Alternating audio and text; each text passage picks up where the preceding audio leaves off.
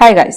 तो हम आज बात करने वाले हैं लॉ ऑफ अजम्पशन की। सबको पता है कि लॉ ऑफ अजम्पशन क्या होता है।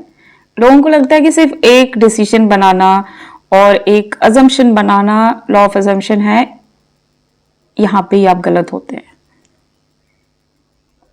ठीक है, क्योंकि लॉ ऑफ अजम्पशन अप्लाई करने के लिए उतना ही जरूरी नहीं कि okay I know this is what I have to make an assumption, मैंने अजम्पशन बनाया और हो गया। नहीं, ऐसा नहीं है। देखो अब यहां से एक एक पॉइंट को हम देखते हैं। मैंने जो लिखा है, ठीक है, इसको ध्यान से सुनना है।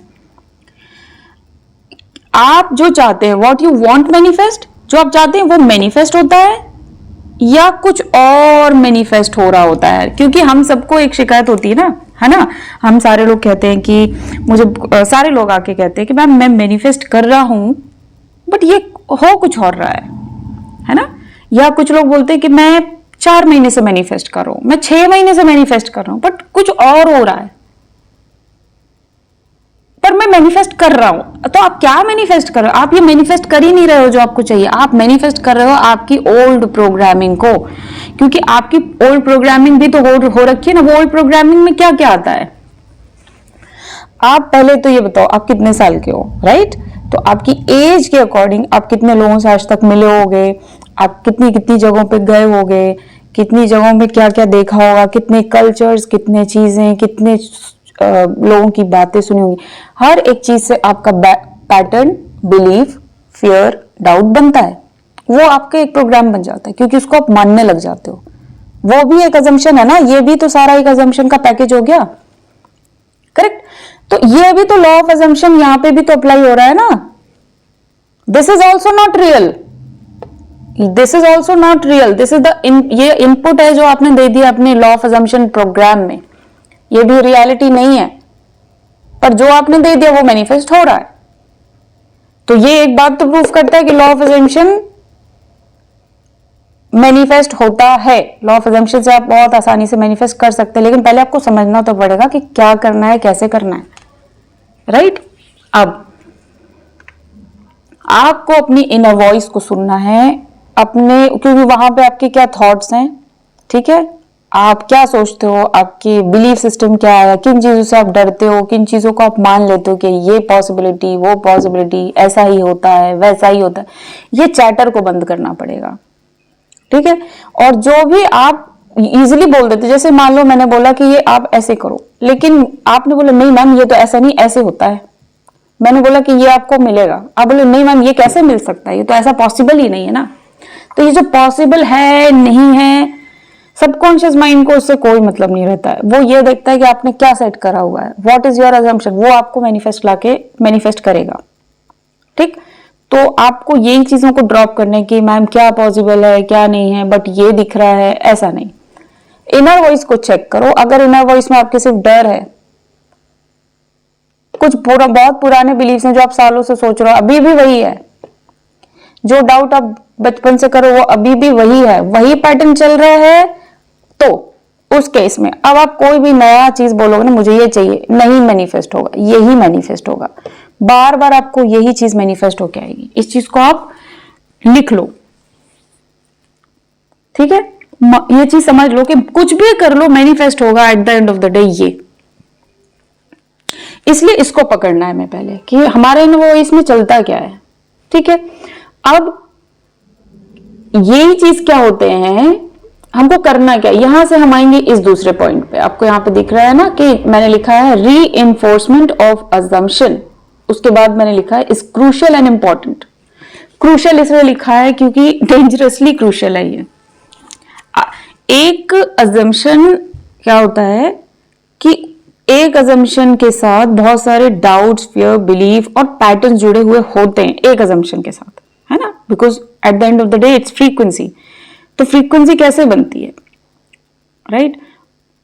हर एक छोटी छोटी चीज की फ्रीक्वेंसी है, हर एक थॉट की फ्रीक्वेंसी है, उसी तरह आपके फियर की भी फ्रीक्वेंसी है, डाउट की भी फ्रीक्वेंसी है, बिलीफ सिस्टम, बिलीफ्स की भी फ्रीक्वेंसी है, ठीक है?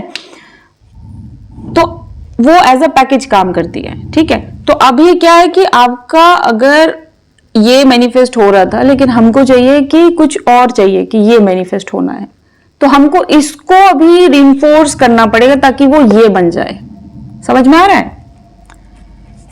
अभी ये जो हमारा अंडरलाइंग एक पैकेज बन चुका है ऑटो पायलट में जो रन कर रहा है, अभी हमको ये what you want to manifest, अभी हमको वो एक अपना जो न्यू अजम्पशन है, ठीक है, उसको रीइंफोर्स करना जरूरी है। क्योंकि जब तक आप रीइंफोर्स नहीं करेंगे तो वो आपका नया सेट ऑफ वो बनना शुरू नहीं होगा ना, नया सेट बनना ही शुरू नहीं होगा जब तक आप उसको रीइंफोर्स नहीं करोगे। तो सिर्फ एक लॉ ऑफ अजम्पशन की अजम्पशन बना लेना और मान लेना मैनिफेस्ट हो गया, नो नो। क्यों? क्योंकि स्पीड बम्स आएंगे। आप चल तो दे, आपको पता नहीं ये रोड बनी कैसे, अभी स्पीड बम्स आएंगे। वो स्पीड बम्स कैसे, क्या क्या चीज होती है, ये आपका नया अजम्पशन आप लेके चले, जहां पे मैंने बोला कि इसको रीइंफोर्स करो। आपने स्टार्ट किया, एक स्पीड बम्प आएगा कहीं रास्ते में, वो कहां पे लेके जाएगा, पुराने यहां पे लेके जा सकता है। अभी आपके अंदर अगर अवेयरनेस होगी तो आप इधर आ जाओगे, बैक टू जीरो आ जाओगे और फिर से स्टार्ट कर दोगे, या 2 पे आ जाओगे फिर से स्टार्ट कर दोगे। लेकिन अगर आपकी अवेयरनेस यहाँ पे लूज हो गई ना, आप ये भी भूल जाओगे, ये भी भूल जाओगे, ये भी भूल जाओगे, आप फिर से इस पे आ जाओगे और फिर से क्या होगा, फिर से सिर्फ यही मैनिफेस्ट होने लग जाएगा। तो ये स्पीड बम्प्स को पहचानना है कि ये जो भी मैं अभी सोच रहा हूं वो मेरा एक स्पीड बम्प है, इसको मुझे I have to cross it, ठीक है। क्रॉस करने के बाद, क्योंकि मुझे आगे चलते जाना है ना, हम पीछे नहीं जा सकते ना। आप जैसे रास्ते में कई सारे स्पीड बम्प्स मिलते हैं, आप वो रुक के वापस गाड़ी लेके नहीं जाते और फिर नहीं आते और फिर वापस नहीं जाते। एक स्पीड बम्प को आप क्रॉस करते हो, फिर दूसरा, फिर तीसरा, and then you keep crossing. That's what is, यही होता है रीइंफोर्समेंट ऑफ अजम्पशन। तो एक अजम्पशन को क्रिएट करना है और फिर उसको रीइंफोर्स करना भी उतना ही इंपॉर्टेंट है, ठीक है। अभी एक और चीज आती है कि जब हम रीइंफोर्स कर रहे हैं तो उस वक्त एक और चीज है तो हमको ध्यान रखनी है। वो ध्यान रखने वाली कौन सी चीज है? Check what you reinforce. आपको ये चेक करना है कि रीइंफोर्स हो क्या रहा है। आपको पता लग गया कि मैं अभी आज से आपको एक नया वर्ड पता चल गया, रीइंफोर्समेंट ऑफ अजम्पशन, ठीक। लेकिन जब आप इस चीज पे काम कर रहे होंगे तो आपको इसको चेक करते रहना पड़ेगा कि रीइंफोर्स करना चाहता हूं ये, पर हो क्या रहा है, वो रीइंफोर्समेंट किस चीज की हो रही है। जो मैं चाहता हूं, व्हाट यू वांट, वो रीइंफोर्स कर रहे हो उस अजम्पशन को, या ये ज्यादा आप सोच रहे हो कि अभी क्या हो सकता है, क्यों नहीं हो सकता, ये क्या पॉसिबिलिटी है, क्यों पॉसिबिलिटी नहीं है, ये क्यों नहीं हो सकता। ये सारी चीजों को जब आप व्हाट कैन नॉट हैपन पे ज्यादा ध्यान देते हो, ये भी तो एक अजम्पशन है ना कि ये नहीं हो सकता, ये नहीं हो सकता, ऐसे नहीं हो पाएगा, ये तो फिर यही होगा। क्योंकि आप अभी भी रीइंफोर्स कर रहे हो लेकिन कुछ चीज ऑपोजिट रीइंफोर्स कर रहे हो। आपको चाहिए था आई वांट दिस, बट आप रीइंफोर्स कर रहे हो कि वो क्यों नहीं आएगा। डर, आप जितना डर क्रिएट करोगे वही चीज आपके ऊपर और हावी होगी।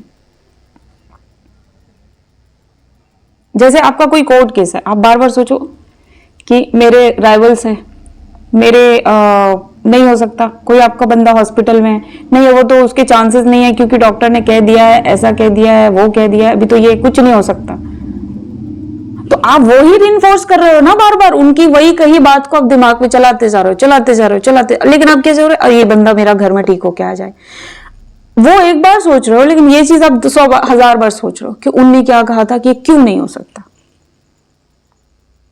तो फिर वही होता है आखिर में, फिर आप बोलते हैं हाँ ये तो डॉक्टर ने बहुत पहले कह दिया था कि ये बंदा नहीं सरवाइव कर पाएगा। भैया डॉक्टर ने एक बार आपको कहा होगा, आप उस चीज को 1,000 1,00,000 बार रिपीट करते हो, उसको आप रीइंफोर्स करते हो। ये किसी को पता नहीं है कि आप लोग रीइंफोर्स क्या करते हो। जो ज्यादा रीइंफोर्स करोगे वो चीज पॉसिबल हो जाएगी, लॉ ऑफ यूनिवर्स है। इधर पे आपका डर ही मैनिफेस्ट हो रहा है, आप डर को ही मैनिफेस्ट कर रहे हो, आप अपने अगेंस्ट मैनिफेस्ट कर रहे हो। देखो आपकी लैक ऑफ अवेयरनेस की वजह से आपको ये भी नहीं पता कि आपको जो मैनिफेस्ट करना था वो मैनिफेस्ट नहीं कर रहे। आपको जो मैनिफेस्ट नहीं करना था आपने वो ही मैनिफेस्ट कर लिया, बार बार मैनिफेस्ट करके, रीइंफोर्स करके, क्योंकि आपकी अवेयरनेस जीरो हो जाती है। ठीक है, अवेयरनेस पे काम करना इसलिए इंपॉर्टेंट होता है, और समझ में आएगा लोगों को कि अवेयरनेस क्यों जरूरी है। ठीक है, अब आते हैं एक कुछ टिप्स देती हूं मैं। ठीक है, sorry guys for the noise from the outside. अभी मैं कुछ टिप्स देती हूँ। आपको अपना एक नया सेल्फ बनना पड़ेगा। अभी तक जो चीज लेके चल रहे थे ना कि सोसाइटी, ये डर, ऐसा नहीं हो सकता, मेरे फेवर में ये नहीं जा सकता, इतने लोग हैं, ये राइवल है, मैं केस जीत नहीं सकता, ये इनकी तबीयत ठीक हो नहीं सकती, ये जो था ना, ये आपका वन सेल्फ, आप ही का एक वर्जन था जिसमें ये प्रोग्रामिंग थी। अब आपको अपना दूसरा वर्जन अभी बनाना है।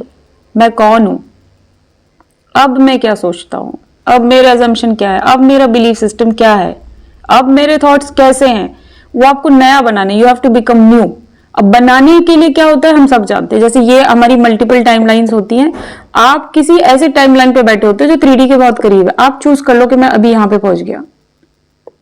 इसको यहां पे आप जैसे ही पहुंचोगे, वो आपकी न्यू सेल्फ और नए सेट ऑफ, इधर पे आपको ये वाले थॉट्स आएंगे ही नहीं। इस पे हम और बात करेंगे न्यू सेल्फ पे, पर अभी के लिए आप इतना ही समझो।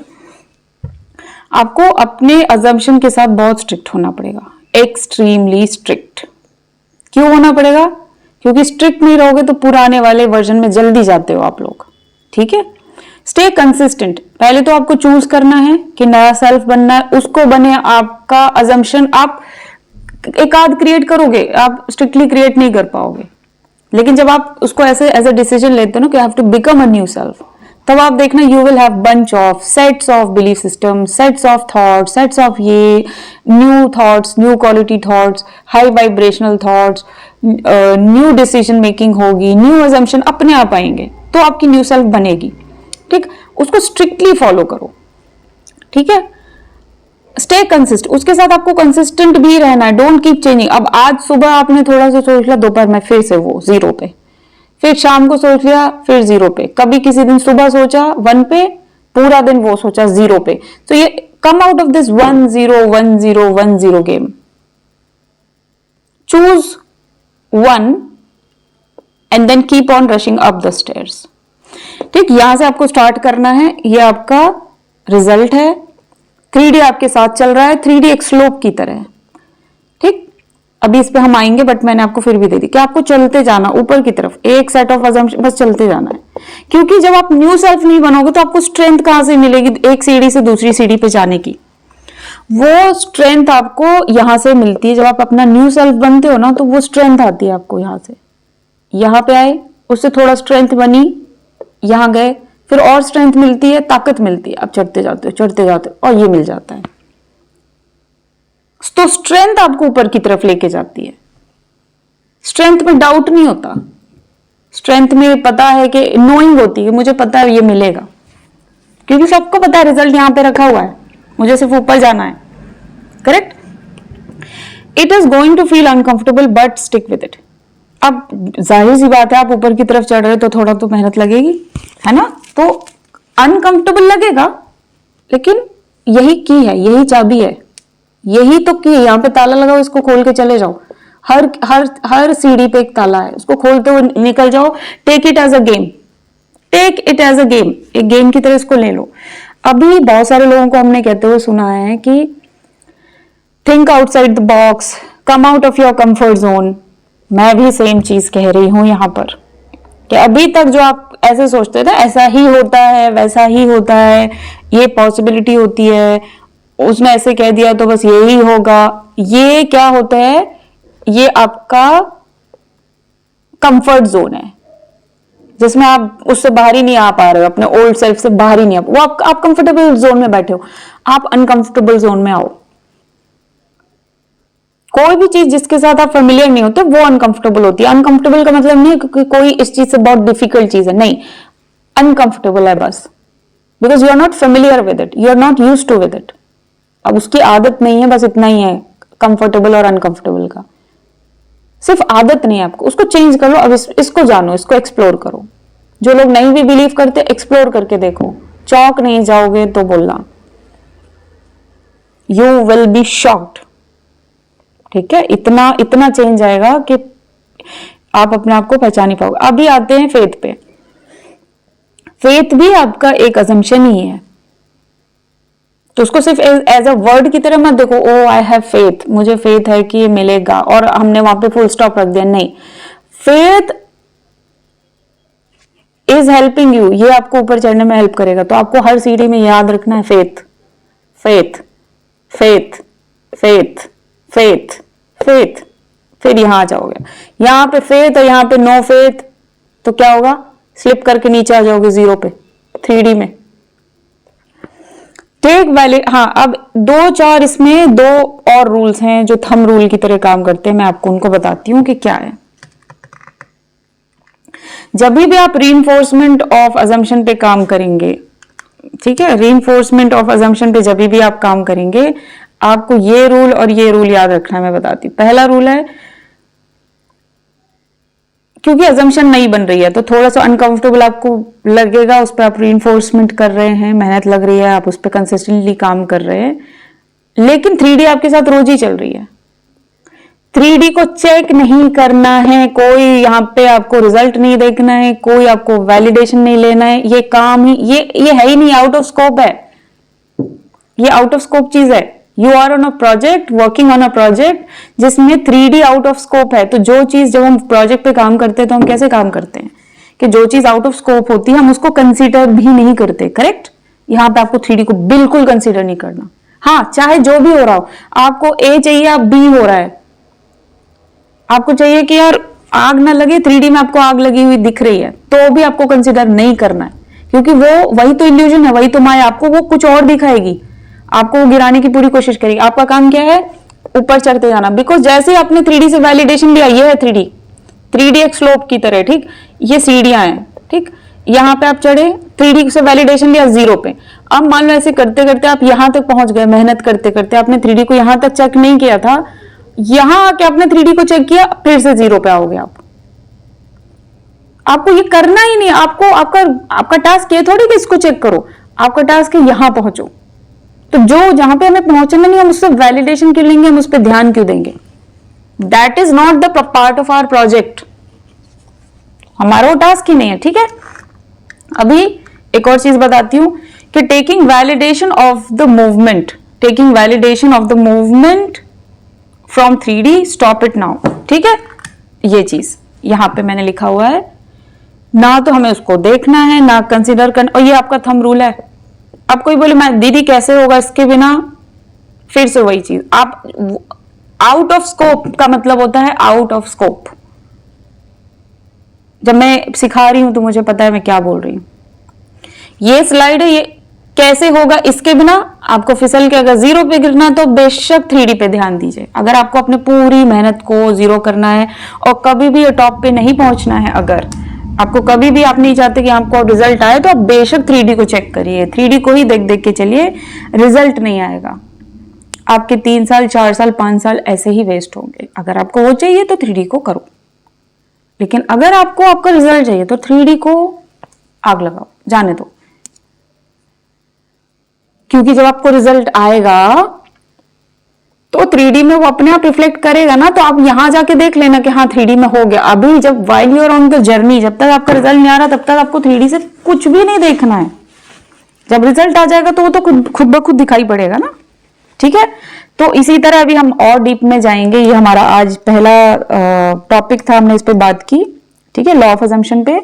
ये बहुत इंपॉर्टेंट है, इसको आप डायरी बना के इसमें नोट्स अपने लिख सकते हैं और उसको प्लीज अप्लाई कीजिए।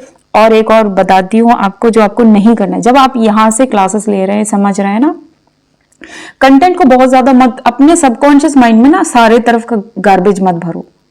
ये आप टॉपिक नहीं सीख रहे हो, ये कोई टॉपिक नहीं है कि अच्छा यहां सीखता हूं, अभी मैं थोड़े से नोट्स यहां से लेता हूं, थोड़े से नोट्स कहीं से, हम फंबल हो जाएगा, ठीक है, जंबल हो जाएगा। आप ये सीधा सीधा है, क्लियर क्लीन, थोड़ी सी चीजें मैंने बताई, बहुत इंपॉर्टेंट चीजें हैं, कॉम्पैक्ट करके बताई, बस इसको सीखते चलो, अप्लाई करते चलो, रिजल्ट आपको आएगा। लेकिन अब अभी भी क्या करोगे, आपने यहां से सीखा, फिर आपने कोई दूसरा वीडियो खोला, वहां पे कुछ देखा, फिर तीसरा कुछ सुना, फिर टैरो कार्ड रीडिंग सुनी, फिर चौथा कुछ सीखा, आप फिर से गार्बेज कर लोगे। वो मत करो। कुछ टाइम के लिए थोड़ा सा स्ट्रिक्ट होके आप एक ही चीज को फॉलो करके एक चीज पे चलते जाओ, एक चीज पे चलते जाओ, दैट्स ऑल। तो क्या होगा, आपके सबकॉन्शियस माइंड को भी थोड़ी शांति मिलेगी, खाली रहेगा, कम कंटेंट रहेगा, क्लियर कंटेंट रहेगा, उसको अप्लाई करते जाओ। इस पे मैं अभी और डेप्थ में जाऊंगी, ठीक है। चलिए गाइस, हम फिर से मिलते हैं। कोई क्वेश्चन है तो आप मुझे कमेंट सेक्शन में भी पूछ सकते हैं, और अगर किसी को 1-on-1 सेशन लेना है मेरे से तो आप मुझे 5D Empress, ये मेरा टेलीग्राम चैनल का नाम है, उस पर आप कांटेक्ट करिए और 1-on-1 सेशन बुक कर सकते हैं। हाँ, अब अभी आप किसी को समझ में आया होगा कि मेरे 1-on-1 सेशन में बहुत 1.5 महीना, 2 महीना, 3, 4, 5 महीने भी क्यों लगते हैं, because I go deep with these things, I really go deep with these things, इसलिए बहुत टाइम लगता है। तो अगर आप बहुत सीरियस हैं और आपको ज़रूरत है मेरे 1-on-1 सेशन की, आइए, आपको वहाँ भी सिखाऊंगी, ठीक है। और तब तक के लिए टेक केयर।